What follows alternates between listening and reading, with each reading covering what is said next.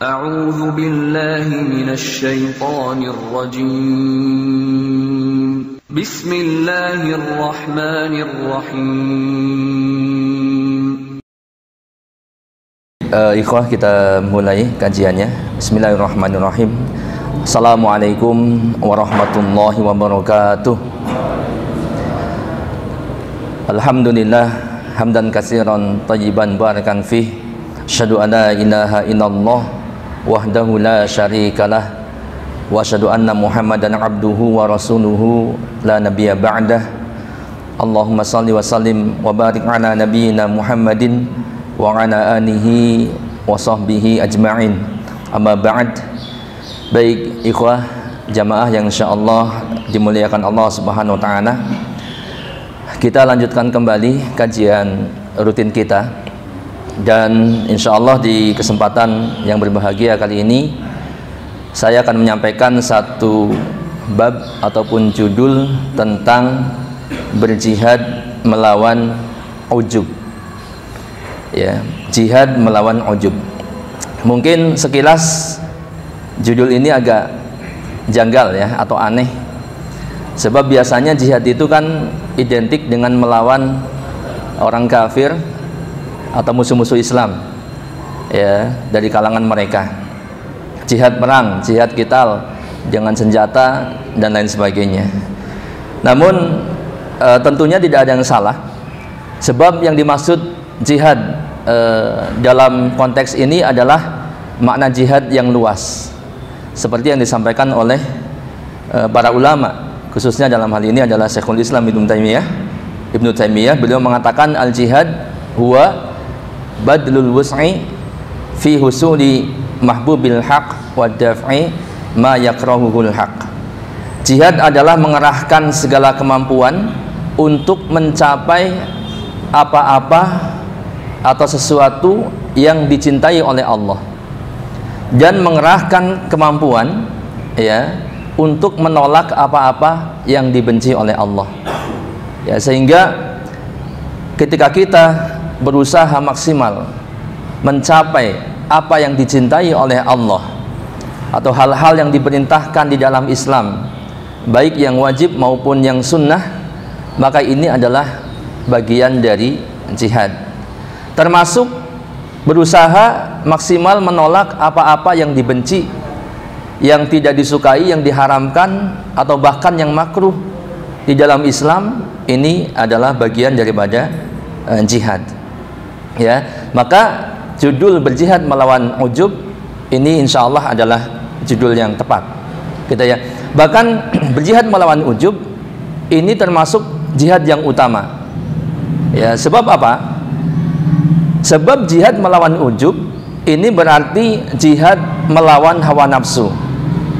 Kan ujub itu bagian dari hawa nafsu yang kita ketahui bahwa terkadang nafsu itu ammarah bisu ya, la ammaratu bisu. Nafsu itu terkadang mengajak kita kepada keburukan, kemaksiatan. Dan ujub ini bagian daripada keburukan atau hal-hal yang dibenci di dalam Islam, hal-hal yang tidak diridhoi oleh Allah Subhanahu wa taala. Jadi jihad melawan ujub termasuk jihad yang utama, karena ini adalah jihad melawan hawa nafsu. Rasulullah SAW bersabda, afdalul jihad ayu jahadar rajulu nafsahu wa hawahu. Jihad yang paling utama adalah seseorang berjihad, berjuang melawan dirinya dan hawa nafsunya. Bahkan dikatakan oleh Rasulullah SAW, ini jihad yang utama ya. Tentunya bukan berarti jihad qital melawan orang-orang kafir tidak lebih utama daripada jihad ini. Akan tetapi dikatakan jihad melawan hawa nafsu adalah jihad yang utama ya. Bahkan menurut para ulama ini adalah inti. Sebelum kita semua mampu melaksanakan jihad qital di medan perang, maka pasti terlebih dahulu kita harus berjihad melawan hawa nafsu kita. Kan begitu ya. Jadi hawa nafsu yang pengennya rebahan di rumah gitu kan, yang pengennya santai, yang tidak ingin konflik, yang tidak ingin capek-capek, apalagi sampai mengancam nyawanya, dirinya, keluarganya dan seterusnya, ini harus dilawan. Kalau sudah berhasil melawan itu, baru ya kita bisa berjihad di medan perang. Nah, seseorang berkata kepada Al Hasan Al Basri rahimahullah, ya Aba Sa'id, ayul jihadi afdol. Wahai Abu Sa'id, jihad apa yang paling afdol? Maka beliau menjawab, jihaduka hawaka, yaitu jihad melawan hawa nafsumu. Nah, untuk itu jamaah, ya, berjihad melawan ujub ini adalah satu jihad yang diperintahkan, dan kita harus berjihad melawan ujub yang boleh jadi ya terkadang mungkin menyerang diri kita. Nah, sebelum kita masuk bagaimana bahayanya ujub, maka kita lihat yang ujub yang harus kita hindari, karena ini dibenci di dalam Islam, ya, tidak disukai oleh Allah Subhanahu wa taala. Kita lihat apa yang dimaksud dengan ujub. Ya, beberapa ulama mendefinisikan tentang ujub yang masing-masing ini saling melengkapi gitu ya, dan tidak saling bertentangan. Di antaranya adalah Imam Bishr bin Haris Al-Hafi. Beliau mengatakan al-ujb an tastaksiru amalaka wa tastaqilla amalan nas au amala ghairika. Ya, kita perhatikan, ujub adalah engkau menganggap banyak amalmu, ya, dan engkau anggap sedikit amal manusia dan amal selainmu. Ini ujub, ya. Untuk itu hati-hati ikhwah, ya. Jangan sampai merasa amal kita banyak dan amal orang lain tidak lebih banyak daripada kita. Dalam semua amal apapun itu, ya, bahkan mungkin termasuk di luar amal, kayak hal-hal yang bisa menjadikan kita ujub, ya, misalkan paras kita yang Masya Allah gitu ya, yang laki yang ganteng, yang gagah gitu kan, yang tinggi, yang kuat, yang berotot dan sebagainya. Ini bahaya, bisa menyebabkan seseorang menjadi ujub, ya, menganggap banyak amal kita dan amal orang lain tidak lebih banyak. Ini ujub. Kemudian Imam Abdullah bin Mubarak pernah ditanya tentang ujub, ya, kita lihat beliau menjawab, antara anna indaka syai'an laisa inda ghairika. Ujub adalah engkau memandang dirimu memiliki suatu kelebihan yang tidak dimiliki selainmu. Dan beliau mengatakan, la a'lamu fil musallina syai'an syarran minal ujub. Aku tidak mengetahui dalam diri orang-orang yang salat sesuatu yang lebih buruk dari ujub. Ya, ini perkataan beliau. Begitu. Jadi ujub itu memandang kita punya kelebihan-kelebihan, sedangkan orang lain tidak punya kelebihan itu. Maka ini hati-hati, ya. Bahkan di dalam sholat dikatakan tidak ada yang lebih buruk daripada ujub. Ya, mungkin barangkali kita bisa terjemahkan, kita bisa uraikan, orang sholat mungkin terkadang nggak khusyuk, sesekali mungkin itu nggak ada masalah dalam tanda kutip, ya.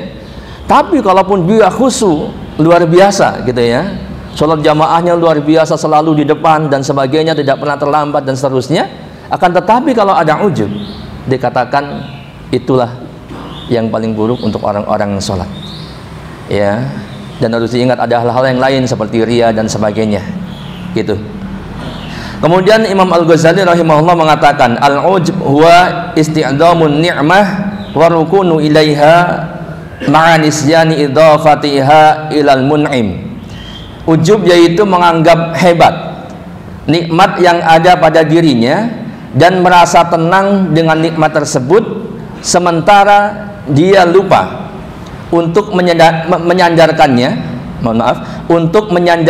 kepada Allah Subhanahu wa taala yang telah memberikan dia karunia dan nikmat tersebut. Ini ujub, ya. Jadi menganggap hebat nikmat yang ada pada dirinya, ya. Di sisi yang lain, di saat yang sama, dia lupa menyandarkan nikmat tersebut kepada Allah, bahwa Allah lah yang memberikan nikmat itu, ya, dalam segala hal, dalam kebaikan, dalam amal ibadah dan seterusnya, ya. Nah, ini diantara ujub, ya. Yang tadi mengatakan yang pertama, disampaikan bahwa memandang memandang dirinya lebih banyak amalnya, kemudian orang lain tidak lebih banyak. Kemudian Imam Abdullah bin Mubarak mengatakan bahwa ujub itu kita memiliki suatu kelebihan yang orang lain tidak miliki, ya. Dan kemudian Imam Al-Ghazali rahimahullah mengatakan ujub itu memandang hebat nikmat yang ada pada dirinya dan dia lupa menyandarkannya kepada Allah Subhanahu wa taala. Kalau antum punya kesuksesan, kemudian antum merasa bahwa antumlah yang menjadikan diri antum itu sukses tanpa menyandarkan Allah Subhanahu wa taala, atau tanpa mengakui bahwa semua itu adalah pemberian Allah Subhanahu wa taala, maka ini adalah ujub, ya, takjub kepada diri sendiri. Nah, kemudian jamaah yang insyaallah dimuliakan Allah Subhanahu wa taala, ujub ini sesuatu yang dibenci dan sangat berbahaya, ya, sangat berbahaya buat kita, ya, agar kita tahu, ya, supaya kita tidak terjatuh pada sifat-sifat ujub atau perilaku ujub. Di antara bahayanya, yang pertama, ujub dapat menyebabkan kekalahan dan kehancuran. Ya, kita lihat bagaimana Al-Quran mengabarkan, menginformasikan kepada kita tentang kekalahan kaum muslimin pada perang Hunain. Ya, yang waktu itu, ya, kaum muslimin sebagiannya itu merasa takjub dengan jumlah yang sangat banyak. Ya, kalau tidak salah kurang lebih 12.000 orang pasukan dengan kekuatan senjata yang juga luar biasa. Ya. Ada salah seorang dari kaum muslimin saat itu mengatakan kita tidak mungkin kalah dengan jumlah yang sedikit. Ya, karena biasanya kalau jumlah sedikit kalah, maksudnya dengan jumlah yang banyak kita tidak kalah. Gitu ya. Ini takjub. Ya, ujub, ada ujub. Maka kemudian kalah kaum muslimin saat itu. Kita lihat dalam surat At-Taubah ayat 25. Allah Subhanahu wa taala berfirman, a'udzu billahi minasyaitonir rajim. Laqad nasarakumullahu fi mawatin katsiratin wa yawma Hunain in a'jabatkum kasratukum falam tughni 'ankum syai'an wa daqat 'alaikumul ardu bima rahubat summa walaitum mudbirin. Sesungguhnya Allah telah menolong kalian, wahai orang-orang mukmin, di medan peperangan yang banyak. Sebelumnya Allah telah memenangkan kalian di banyak peperangan.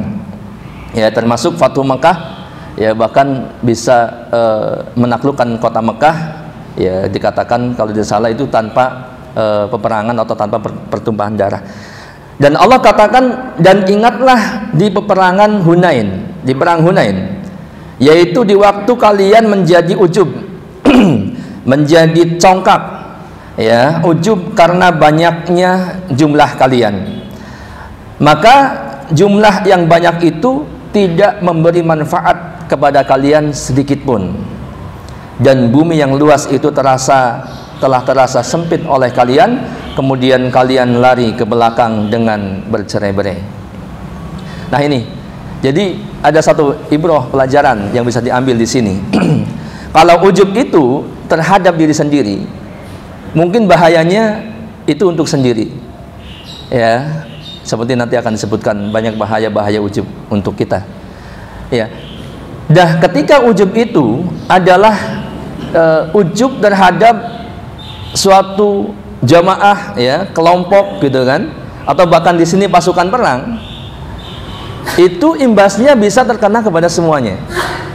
Ya, tidak semua kaum muslimin di waktu itu merasa ujub, hanya sebagian saja, gitu ya. Makanya pelajaran buat kita, kalau antum dalam satu jamaah, kita dalam satu jamaah, jangan merasa ujub dengan jamaah kita. Ya, boleh jadi ini sebab kegagalan. Ya, wah, kita mah jamaah kita mah luar biasa, tidak seperti jamaah yang lain. Jangan begitu, sebab kita nggak tahu. Kita hanya tahu sedikit jamaah yang lain, ya. Kita tahunya jamaah kita sudah hebat, padahal yang lain boleh jadi lebih hebat. Ya, tetap tawadu, jangan ujub, karena ini menyebabkan kegagalan dan kehancuran. Ya. Nah, di sini ada catatan Ibnul Qayyim rahimahullah mengatakan, ya, dengan hikmah Allah, maka pada awalnya Allah menjadikan kaum muslimin merasakan pahitnya kekalahan, padahal jumlah pasukan mereka banyak dan dengan persiapan tempur yang kuat. Hal ini agar Allah menundukkan kepala-kepala yang ditinggikan tatkala peristiwa Fathu Makkah, yang kepala-kepala tersebut tidak masuk dalam kota Makkah, sebagaimana sikap Nabi SAW yang dalam kondisi menundukkan kepalanya dan merendahkan tubuhnya di atas kudanya, bahkan sampai-sampai dagu beliau hampir mengenai kepala beliau. Ya, semua itu karena tawadu kepada Allah dan tunduk kepada keagungannya dan rendah kepada keperkasaan Allah Subhanahu wa taala. Ya, ini ada hikmah, ya, kekalahan dari perang Hunain itu supaya orang-orang tidak lagi ujub ataupun takjub kepada kekuatan pasukannya, ya. Dan agar Allah menjelaskan kepada orang yang telah berkata, kita tidak akan kalah karena jumlah yang sedikit, ya, bahwasanya kemenangan hanyalah dari Allah, dan Allah menolong siapa yang menolongnya, maka tidak ada yang bisa mengalahkannya, dan barang siapa yang dihinakan oleh Allah, maka tidak ada yang bisa menolongnya. Dan Allah lah yang telah memberikan kemenangan kepada Rasulnya dan agamanya, dan bukan jumlah kalian yang banyak yang membuat kalian ujub. Sesungguhnya banyaknya pasukan kalian tidak memberi manfaat sama sekali, bahkan kalian pun lari ke belakang dengan bercerai-berai. Nah, ini ya jamaah yang insya Allah dimuliakan Allah Subhanahu wa taala, satu ibrah dari kita dari peristiwa ini untuk kita, ya, tentang ujub, bagaimana ujub bisa menghancurkan. Kemudian dalam surat Al-Hasyr ayat yang kedua, wa dhannu annahum mani'atuhum husunuhum minallah fatahumullahu min haitsu lam yahtasibu. Ini berkisah tentang orang-orang kafir, mereka yang takjub dengan kehebatan mereka. Mereka yakin bahwa benteng-benteng mereka dapat mempertahankan mereka dari siksa Allah, maka Allah mendatangkan kepada mereka hukuman dari arah yang tidak mereka sangka-sangka. Ya, ujub menjadikan kehancuran, kekalahan. Yang kedua, ujub menyeret kepada kesombongan. Ya, menurut para ulama bahwa ujub itu derajatnya itu di bawah kesombongan, jadi belum sampai pada tingkat sombong, memang begitu. Ya. Namun hati-hati, sedikit lagi, mungkin sejengkal lagi, ini bisa jatuh pada sombong. Sebab ujub tadi, ya, ujub kan merasa diri lebih hebat daripada orang lain, namun tidak merendahkan orang lain. Kalau sudah merendahkan orang lain, berarti ini sombong. Ya, maka antum perhatikan, kalau orang sudah ujub, kalau kita sudah ujub, ini bahaya sekali, pasti bisa jadi akan terjatuh pada sifat sombong. Dan sombong di kesempatan yang lalu, ya, pernah disampaikan bagaimana bahaya sombong. Di antaranya orang sombong terancam masuk neraka dan terancam tidak masuk surga. Ya, seperti dalam hadis qudsi dikatakan, al-kibriya uridai wal adamatu izari faman naza'ani wahidan minhuma alqaituhu finnar. Kata Allah, kesombongan itu adalah selendangku dan keagungan adalah pakaianku. Maka barang siapa yang mencabutnya dariku salah satu dari keduanya, maka aku akan melemparkan dia ke dalam neraka. Ya, Rasulullah SAW juga bersabda, la yadkhulul jannah man kana fi qalbihi mithqala dzarratin min kibr. Tidak akan masuk surga orang yang ada dalam dirinya seberat zarah, ya, seberat zarah kesombongan. Ya, antum tahu dzarah, ya sudah sering dijelaskan, dzarah itu seperti semut kecil yang kalau ditaruh di timbangan itu nggak akan berpengaruh, kecil sekali. Atau seperti antum menepakkan tangan di tanah yang berdebu, ya, kemudian dikibaskan, masih ada sisa sedikit di sini tuh, ya, ini dzarah seperti ini. Atau kalau pagi-pagi masuk di jendela cahaya kelihatan partikel itu dzarah. Sekecil itu kesombongan yang ada dalam diri kita terancam tidak masuk neraka. Dan ujub ini tangga, ya, tangga menuju kesombongan. Ya, untuk itu sangat berbahaya untuk kita. Yang ketiga, ujub mendorong kepada sikap meremehkan dosa sehingga sulit untuk bertaubat dan merasa aman dari makar dan azab Allah. Kalau orang yang ujub ya, ini pasti dimungkinkan, kemungkinan besar dia sulit untuk beristighfar kepada Allah, sulit untuk bertaubat. Sebab apa? Sebab sudah merasa hebat, amalnya banyak, lawang saya luar biasa gitu kan, semua sholat kita kerjakan, kemudian amal-amal yang lain, sedekah, puasa dan sebagainya, dan saya hampir, kata dia mungkin nggak pernah berbuat maksiat, bagaimana saya mau istighfar, kan begitu. Tapi kita lihat bagaimana Rasulullah SAW dalam kesehariannya, ya, betapa hebatnya kedudukan Rasulullah SAW, amal ibadahnya sampai dikatakan ya, sholat malam pun kakinya bengkak-bengkak gitu kan. Padahal beliau adalah orang yang sudah diampuni, sudah dijamin surga oleh Allah Subhanahu wa taala, tapi beliau tetap bertaubat kepada Allah. Ya, kita sangat mengenal riwayat ini. Beliau dalam sehari 100 kali bertaubat, beristighfar kepada Allah. Dalam riwayat yang lain lebih daripada 70 kali. Bahkan setelah sholat pun beliau beristighfar. Ya, termasuk yang diperintahkan setelah sholat malam pun beristighfar. Setelah menyempurnakan dakwah beliau pun beliau beristighfar kepada Allah. Fasabbih bihamdi rabbika wastaghfir idza jaa nasrullahi wal fath wa ra'aitan nasa yadkhuluna fi dinillahi afwaja fasabbih bihamdi rabbika wastaghfir. Kan begitu ya. Jadi adapun orang yang ujub tadi karena merasa hebat, dia dimungkinkan sulit untuk beristighfar, bertaubat kepada Allah Subhanahu wa taala. Kemudian bahaya ujub yang keempat, orang yang ujub biasanya sulit menerima nasihat, ya, karena tadi sudah merasa hebat, sulit dinasehatin, gitu kan?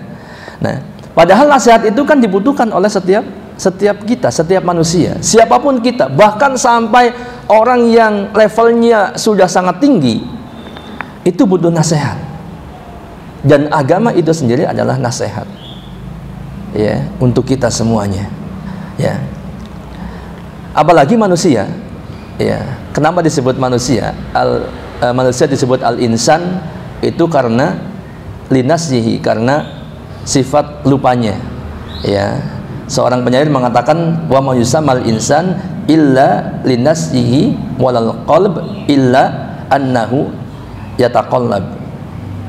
Tidaklah manusia dinamakan insan kecuali karena pelupanya, an-nasyu, ya. Dan tidaklah hati dinamakan qalb kecuali karena sifatnya yang taqallab, berbolak-balik. Gitu. Nah, manusia lupa, bahkan tempatnya lupa dan salah. Maka butuh nasihat. Ya, biasanya orang yang ujub sulit dinasehatin. Ya, ente siapa? Kan saya lebih baik daripada ente, walaupun nggak terucap, ya, walaupun nggak terucap dengan lisannya, tetapi demikian biasanya kenyataannya. Dan nasihat itu bermanfaat untuk kita semuanya, ikhwah. Ya, Allah katakan wadzakir fa inna dzikra tanfa'ul mu'minin. Ya, tetaplah memberi peringatan, ya, karena sesungguhnya peringatan itu bermanfaat bagi orang-orang yang beriman. Kita lihat sedikit kisah tentang Imam Ahmad. Imam Ahmad dalam kasus Al-Quran adalah makhluk yang saat itu khalifah atau mayoritas dari masyarakat meyakini, khususnya khalifah, orang yang berkuasa saat itu meyakini bahwa Al-Quran adalah makhluk, sedangkan Imam Ahmad tetap dalam akidah yang benar bahwa Al-Quran bukan makhluk, akan tetapi adalah kalamullah. Ya, ditangkaplah Imam Ahmad, ya, akan dihukum mati, ya. Diancam dihukum mati, ya, kalau tidak mengakui bahwa Al-Quran itu makhluk. Kemudian pada saat penantian dia akan dihukum mati itu, banyak dari orang-orang yang simpati kepada beliau memberikan nasihat kepada beliau. Di antaranya adalah nasihat dari orang Badui. Dikatakan dalam Al-Bidayah wa Nihayah, orang Badui itu berkata kepada Imam Ahmad, wahai Imam, engkau adalah utusan umat, janganlah engkau mengecewakan mereka, engkau juga pemimpin mereka, Janganlah engkau memenuhi seruan orang-orang yang mengatakan Al-Quran adalah makhluk, sehingga mereka akan mengikutimu dan engkau akan menanggung dosa-dosa mereka pada hari kiamat. Jika engkau mencintai Allah, bersabarlah atas apa yang engkau derita kini, karena tidak ada penghalang antara engkau dan surga selain terbunuhnya engkau. Maka mendengar nasihat ini, Imam Ahmad berkata, ucapannya semakin meneguhkan tekadku atas sikap yang aku ambil, yaitu meyakini Al-Quran bukan makhluk, ya, atau menolak apa yang mereka serukan, yaitu Al-Quran adalah makhluk. Imam Ahmad menolak hal ini. Nah ini, jadi ketika beliau diberikan nasihat bahkan sama orang Badui sekalipun, ini bermanfaat untuk beliau, menguatkan ya tekad beliau untuk tetap mengambil keyakinan yang benar, ya. Termasuk sedikit kisah dari Imam Al-Ghazali, ya, kisahnya ketika beliau pulang dari menuntut ilmu, di perjalanan beliau dicegat oleh perampok, ya, mau merampok. Dikiranya barang-barang yang dibawa oleh Imam Al-Ghazali ini barang-barang berharga, ya. Maka Imam Ghazali mengatakan ini hanya sekedar catatan, ya, buku-buku catatan saya, gitu, atau lembaran-lembaran catatan saya yang ini nggak bermanfaat buat kalian para perampok itu. Maka perampok itu justru menasihati Imam Al-Ghazali, ya, mungkin ada benarnya, yang mungkin perkataan ini juga masyhur di tengah-tengah kita. Dia mengatakan al-ilmu fis sudur walaysa fis sutur. Ilmu itu ada di dada, ya, dihafalkan, bukan tertulis di kertas, ya. Nah ini, ya, konon katanya nasihat inilah yang menjadikan Imam Al-Ghazali menjadi orang hebat, ya, demikian. Ya, artinya apa?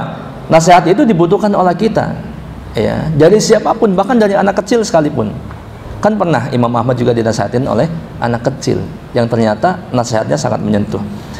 Baik, selanjutnya diantara bahaya ujub adalah ujub termasuk perbuatan syirik kecil dan dapat menghancurkan amal kita.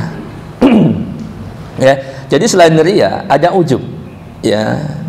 Ujub ini adalah dari sisi kesyirikannya, yaitu ujub menghadirkan. Kalau riya kan syirik, mengharap kepada Allah juga mengharap kepada manusia pahala, ya, pahala, entah itu bentuknya pahala pujian atau apa dan sebagainya, gitu. Ini riya. Sedangkan ujub, dia itu mengharap pujian dari sendiri, ya,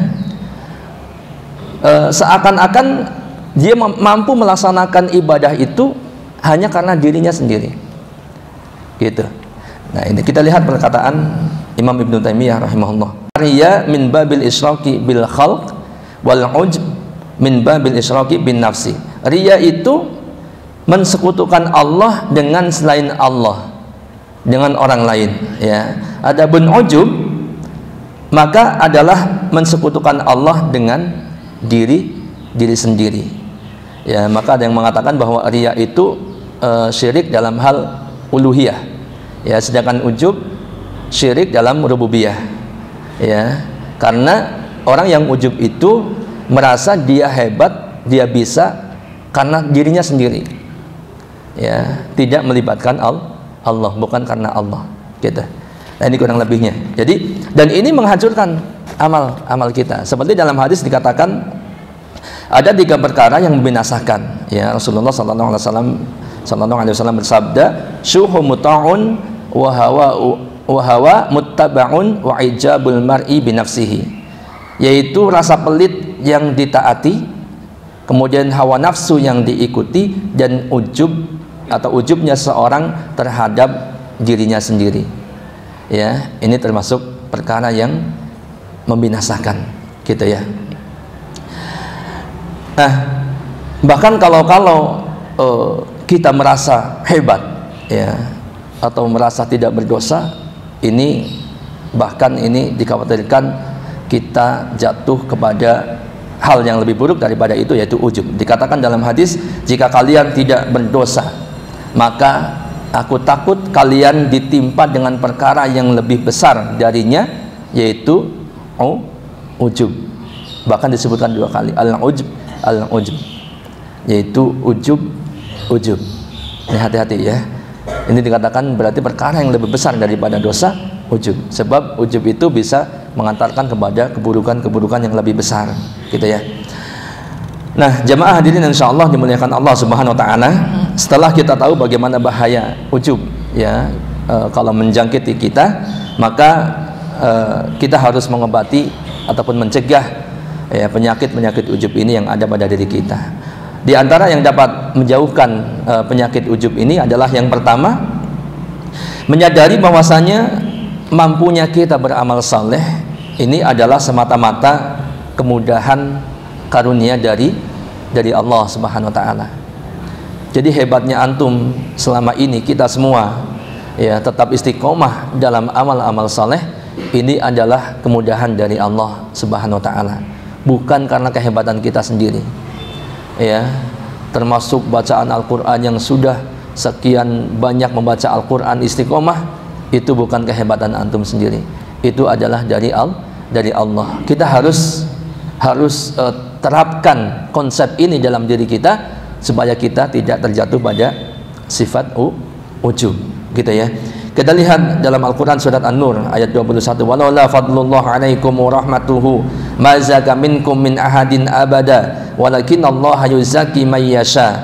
Sekiranya tidaklah karena karunia Allah dan rahmatnya kepada kalian, kepada kamu sekalian, niscaya tidak seorang pun dari kalian bersih dari perbuatan-perbuatan keji dan mungkar itu selama-lamanya, tetapi Allah membersihkan siapa yang dikehendakinya. Allah yang menyucikan diri-diri kita, bukan karena hebatnya kita sendiri ya. Bahkan Rasulullah SAW menyatakan ya, dalam hadisnya ketika di perang Khandaq ya, atau dalam penggalian lubang galian Khandaq ya, Nabi SAW diriwayatkan dari Al-Bara bin Azib radhiyallahu anhu, Nabi SAW mengangkat tanah tatkala peristiwa penggalian Khandaq hingga perut beliau terkotori oleh tanah. Seraya beliau berkata, demi Allah, kalau bukan karena Allah tidaklah kami mendapatkan hidayah, dan tidak juga kami bersedekah dan sholat. Ya, semuanya karena Allah. Ya, Imam Malik pernah berkata, rahimahullah, bahwa Allah itu ya membagi amal, kemampuan beramal kepada seorang seperti membagi rizki. Jadi benar-benar memang itu karunia dari Allah Subhanahu wa taala. Kalau antum mampu ya salat malam di malam-malam hari, salat tahajud ya, ataupun amal-amal saleh yang lainnya, itu adalah murni karena pemberian dari Allah Subhanahu wa taala. Ya. Kemudian cara yang kedua adalah kita merenungkan bahwa banyak ibadah yang agung itu yang disyariatkan untuk diakhiri dengan istighfar, gitu ya. Hal ini karena pelaku ibadah-ibadah tersebut ya, agar pelaku ibadah-ibadah tersebut tidak merasa ujub dengan ibadah-ibadah yang telah dilakukan. Ya, seperti setelah sholat ya kita diperintahkan istighfar, diingatkan kita agar kita tidak ujub. Ya, kemudian setelah salat malam pun demikian. Tadi bahkan setelah penaklukan kaum muslimin di kota Mekah dan sebagainya, atau penyempurnaan dakwah pun ya diperintahkan untuk istighfar. Setelah haji pun istighfar dan seterusnya. Kemudian yang terakhir adalah kita banyak membaca sejarah hidup orang-orang soleh dan para imam kaum muslimin yang luar biasa hebatnya ya, perjuangannya, amal solehnya, ibadahnya dan seterusnya ya. Akan tetapi tidak ada sedikit pun di antara mereka yang ujub terhadap diri mereka sendiri ya.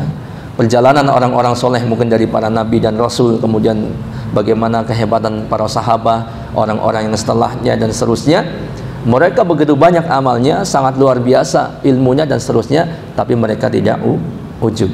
Nah, bagaimana dengan kita yang bukan siapa-siapa, gitu kan? Maka ya, layakkah kita ujub terhadap diri sendiri, menganggap diri kita lebih baik daripada orang lain, ya, menganggap amal kita lebih hebat, orang lain tidak, kita punya kelebihan, orang lain tidak, ya. Apalagi disertai dengan tadi tidak menyandarkan semua nikmat itu kepada Allah Subhanahu wa taala. Wallahu a'lam bishawab. Ini yang dapat disampaikan. Mohon maaf atas segala kekurangannya. Mudah-mudahan bermanfaat. Subhanakallahumma bihamdika asyhadu an la ilaha illa anta astaghfiruka wa atubu ilaik. Assalamualaikum warahmatullahi wabarakatuh.